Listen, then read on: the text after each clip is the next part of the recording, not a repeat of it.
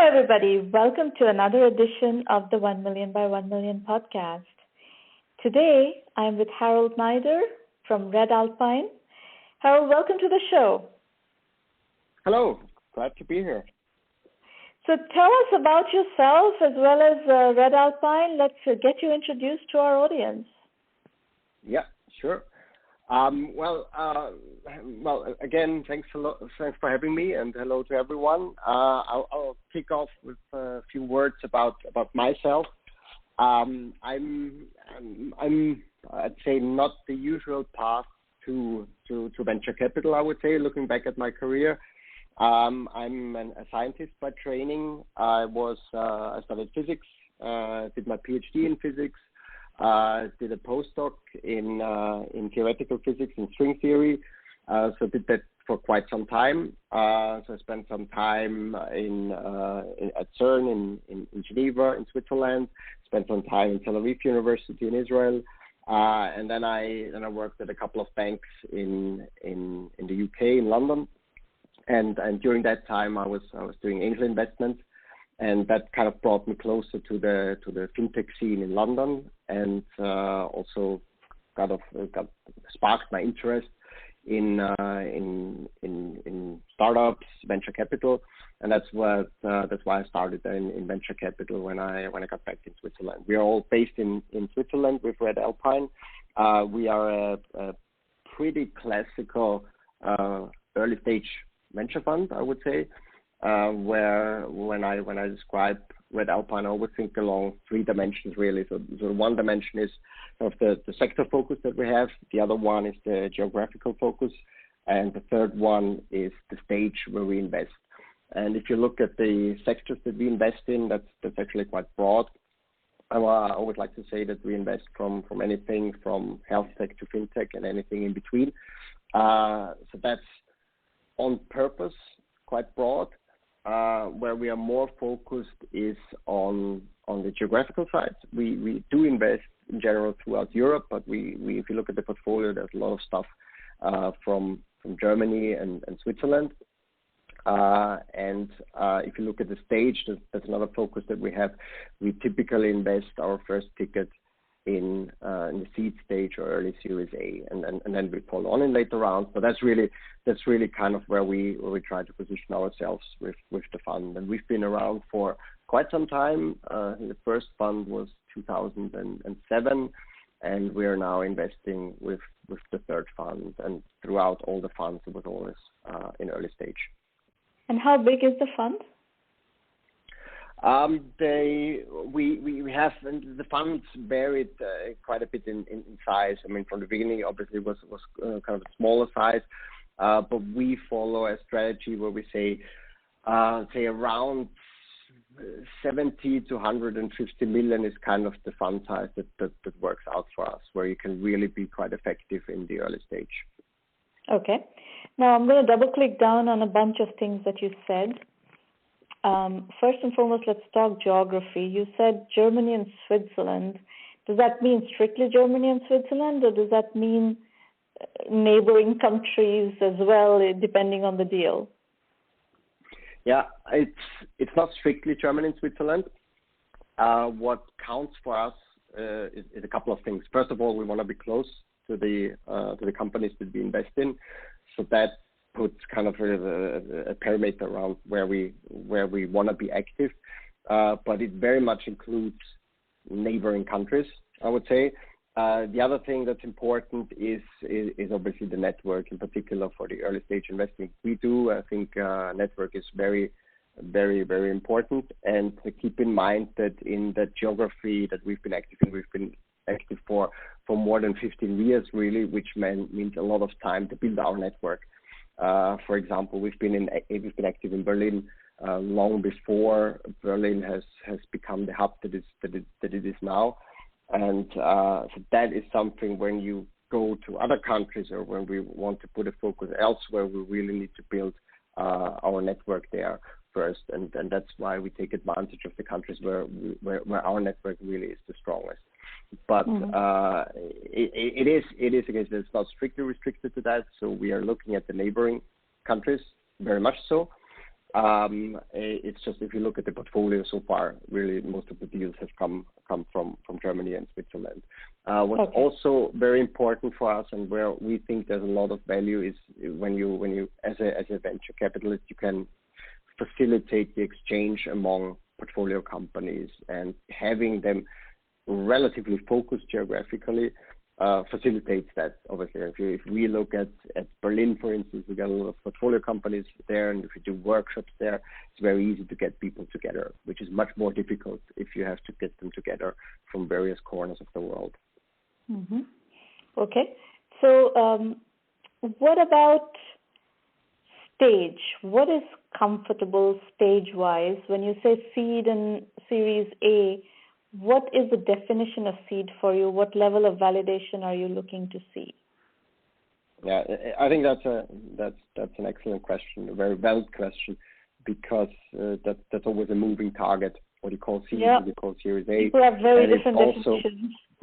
Absolutely, and it obviously varies also geographically a lot. What we like to look at as a guidance is I'd say is market entry.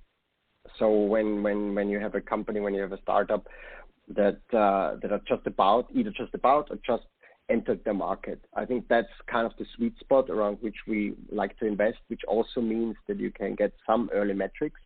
But I like to make the point that we like to keep a lot of flexibility around that entry point. Sometimes it's a case which is very suitable for us. It is even before market entry. There are no metrics there. We also sometimes invest and try to do a small ticket. Sometimes we try to wait a bit longer. So we have a lot of flexibility in there, which kind of translates into the ticket size that we do with the first tickets, which is around about between 500,000 and 3.5 million euros. So that tells you that this is really quite a big range where we like to have flexibility when we do our first ticket. Yeah. So would you invest in a concept stage venture? No, we wouldn't. No. You would like to see some validation, okay? And yes, some validation, but that's an interesting point. So because validation can mean a lot of different things, right? I mean, the most immediate validation is if you have first metrics, right, with the product that you will be developing in the market that you will be working in. But validation can also mean that the founding team has worked together in the past and has built very successfully a product in the past, which could be related to the project that they're currently working on. So I would keep kind of the validation quite broad, but ideally we see some early metrics, and then we can support that company in this early stage growth phase, in the first important growth phase where you kind of grow your teams from 5 to 50 people and so on. So this is where we have our experience of supporting our companies. And B2B versus B2C, what's your comfort zone? We are in general open. We don't have a focus on either, so we invest in both. And if you look at the portfolio, we have both cases in there, and we actually do like to have a mix in there. It is the case that we probably shifted a bit more to B2B, I would say, but that's I think a general phenomenon that a lot of other VCs have as well, because on the B2C side we've got so powerful platforms like Amazon and Facebook, which in some cases just makes it a bit harder on the B2C side. But in general, if there are opportunities, we do both. Okay. All right. Now I'd like to do a few examples of what you've invested in. And as you take us through some of those case studies, help us understand, when did you first encounter the founders and the deal, so to speak, and what is it about this particular deal that convinced you to write a check? Yep. Do you want to go through some specific examples? Yes, exactly. Or some from your portfolio, yeah. In general. Yep. No, from your So portfolio. very happy to do that.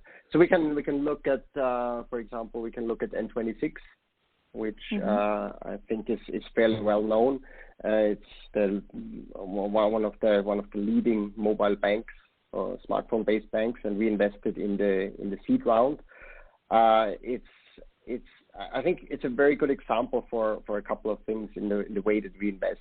So first of all, we got in touch with the founders, and we found them with what we call the proactive approach. So that's one way that we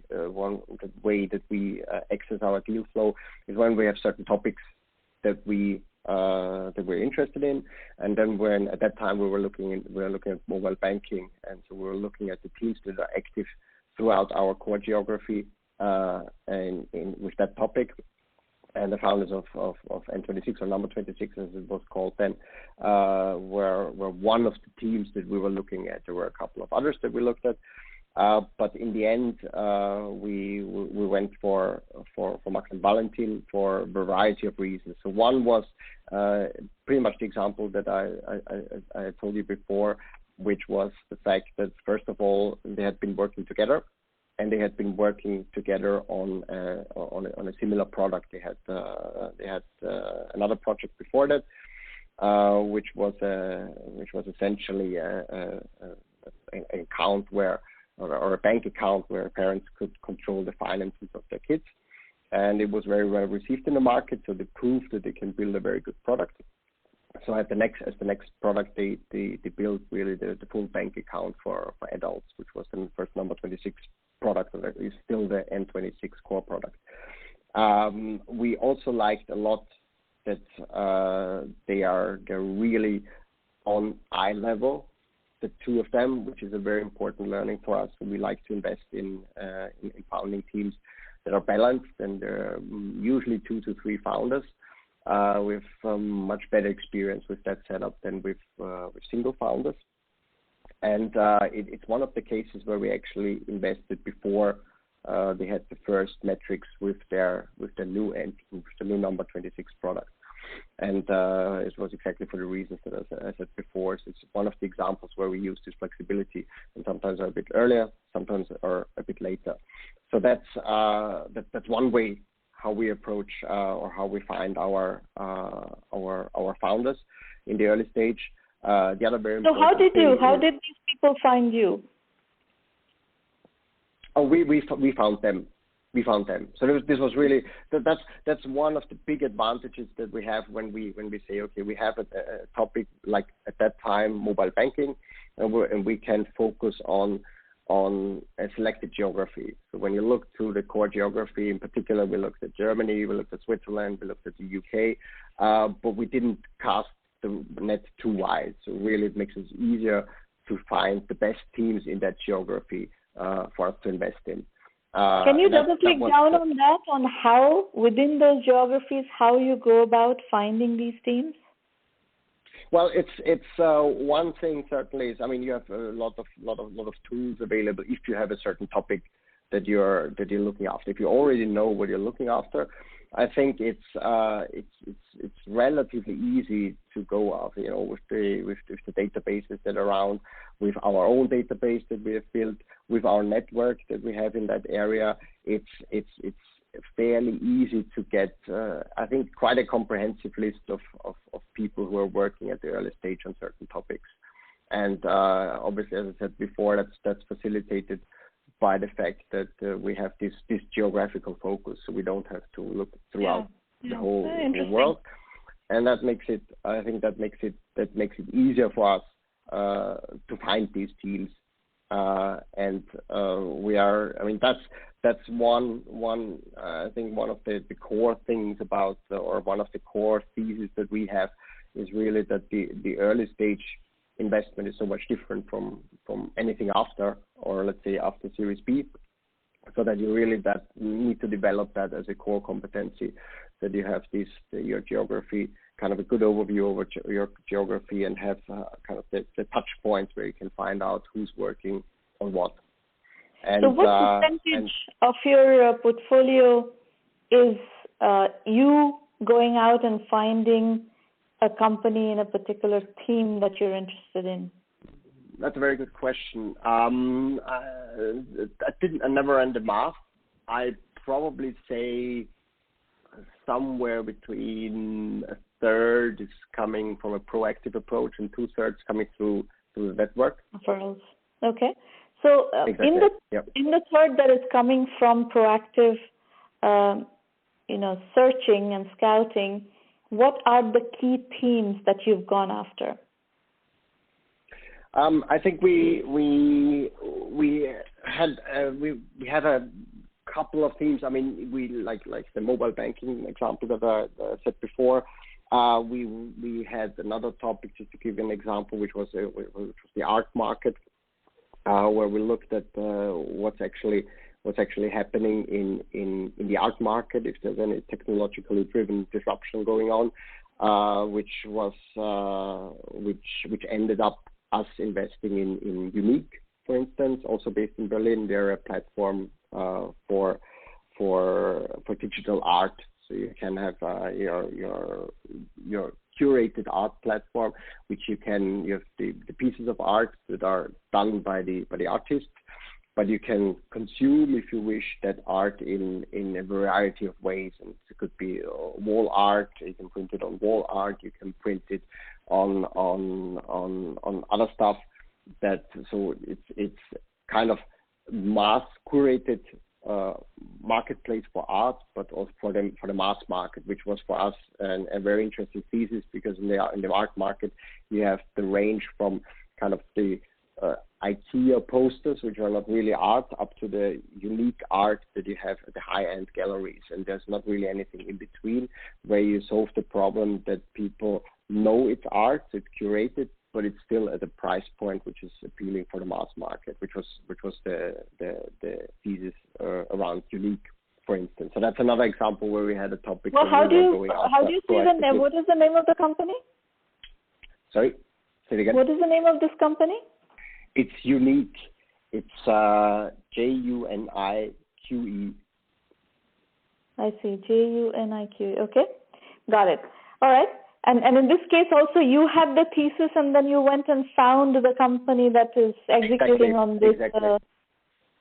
Exactly. Okay. All right. And what other themes have you gone after in this manner?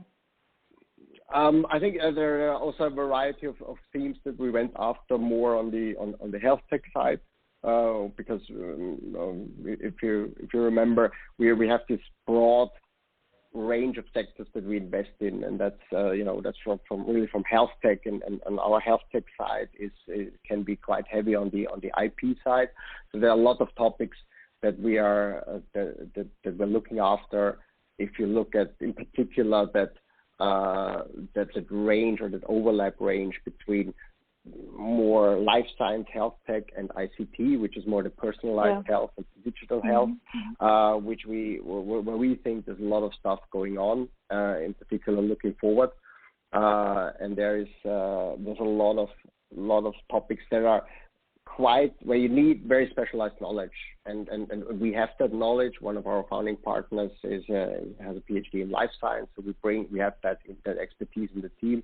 And if you can combine it with the tech knowledge, so the traditional ICT knowledge, I think there's a lot in that overlap region that we are also currently looking at, and that there are lots of opportunities. Mm-hmm. Okay.